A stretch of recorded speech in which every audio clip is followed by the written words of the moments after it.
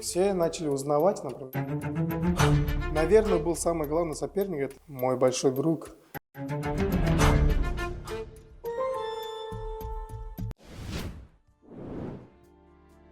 Я не знаю, там все сложно было. Я никогда не танцевал, и там пришлось мне как-то, танец поставили, и это, как-то потанцевать. Там, помню, очень сильно готовились. Каждый день вот после учебы, урока, прямо до ночи там всяких хореограф, там, танцевали, стихи, там всякое разное, вот пытаясь вот как лучше делать. Например, вот стихи читаешь, либо песню поешь, там движение тоже не должно быть, разное же должно быть. Дуга тоже на народной песне, но тоже сложновато было. Я прямо Ардаеву, эту народной песни, не так хорошо пою, как Захёлын обычно пел, поэтому пришлось тоже как-то. Просто я как бы обещал своим родителям, сестру, там, родственникам, что я точно буду побеждать.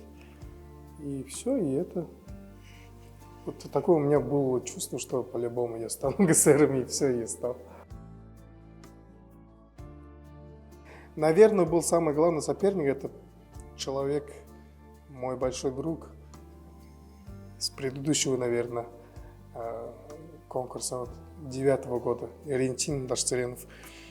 Вот, я на него посмотрел в том году и подумал, в следующем году я должен стоять на его месте. Вот такой был у меня в основном. А так прямо вот я там никого не знаю, кроме Ирентина.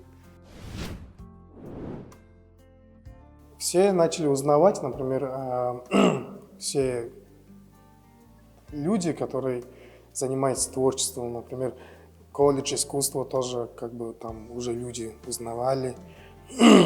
И также вот наши центры иконы там шел, все уже знают, что есть такой молодой парень, который мог бы петь, например, да. И в дальнейшем как бы тоже какой-то большой возможность, дверь открылась для меня. Наслаждаться этим временем, да, попробовать себя, никто там не кусается. И это чисто себя проверять и радоваться моментам, все. Зато ты будешь знать, есть ли у тебя вообще возможность, талант.